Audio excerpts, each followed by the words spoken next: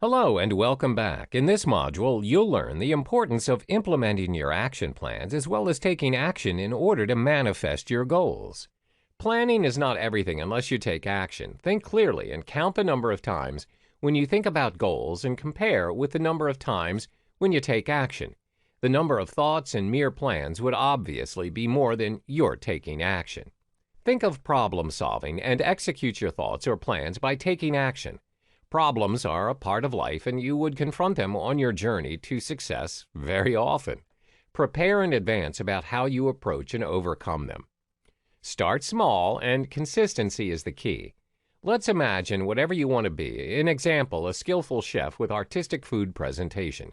You always need to start cooking and prepare food on a daily basis, twice to thrice a day.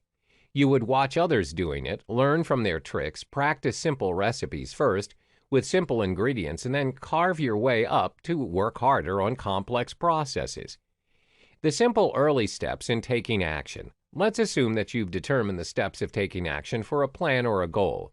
The first step is to jot down a goal and write down the plans for execution in simple 5 to 7 steps.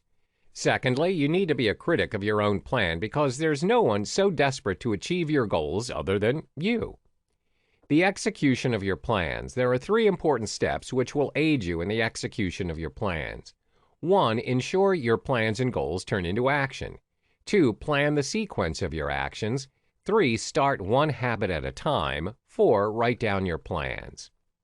First, make sure your plans and goals turn into action effectively, for efficient progression needs to be done gradually and in a consistent manner.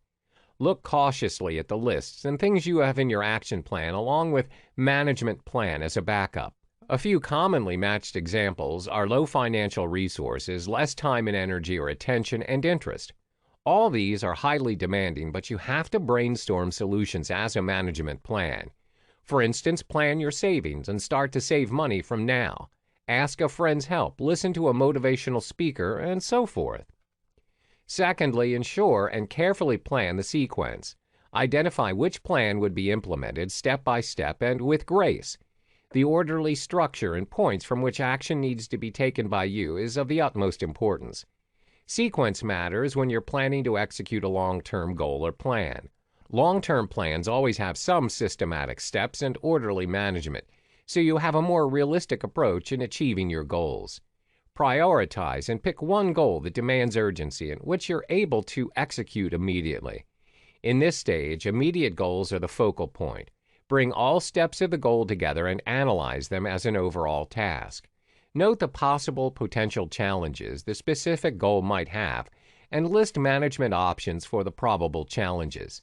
Things to do also include whole management plans to prevent you from challenges leading to barriers. You must decide a deadline for each step and keep moving towards success using a wide variety of methods. A blend of different activities never lets you down. The third element in the execution of your plan is to start one habit at a time. Sometimes great plans demand equal amount of flexibility and rigidity to control the actions and managing of your own behavior. The fourth step is to write down your plans. An American psychologist claimed something effective about writing down your plans to attain a clear idea on where you're headed. Writing is therapeutic. It is a fact since centuries from the start of psychology. But Dr. Gail Matthews, as a professor at the Dominican University in California, discovered that mentioning goals and dreams on a daily basis in a regular pattern is associated with achievement of desires as compared to those who don't do it. This is a small action and can be done in a few minutes daily. The best time is again before sleep, but one can do this any time of day. You'll be more likely to be a winner often than a loser. Writing the goals is both the element of science and an art. It portrays how goal setting works. The principle is based on how the brain works. Neuropsychology stands here and presents 2 brain sides connected and wired electronically by corpus callosum. Left side as imaginative to let you think, and left hemisphere as literal makes you plan and act by pushing down the dream signals via spinal cord to all your body parts. Writing activates the left side. The logical brain turns it into consciousness by lighting it up under each cell of our body, saying, "I want this and I mean it," shifting to "I will achieve this." The whole experiment throws you in a pool of clarity. Absorb the most from this well of goodness. Human imagination is endless. No doubt it focuses on bad more than good. While we start taking action, for instance, would you face success or failure? What are the chances of your losing? But now our main focus is, and center of attention is, if something would not work, what would be the reasons and how would you improve the situation? How to increase the chances to win and be a better version of who you are? How to act effectively and efficiently? Achieving such goals require a tremendous action plan and strategy to have your hands on your goals that you want to achieve. Be realistic, stick to facts in your action. In contrast to the plans, visualize rational outcomes, visualize what you expect good for you to transform your life. Do not be too hard on yourself, no matter how hard it can be during the execution of your action plan. Completion of a task, whether you succeed or not, is also a new beginning.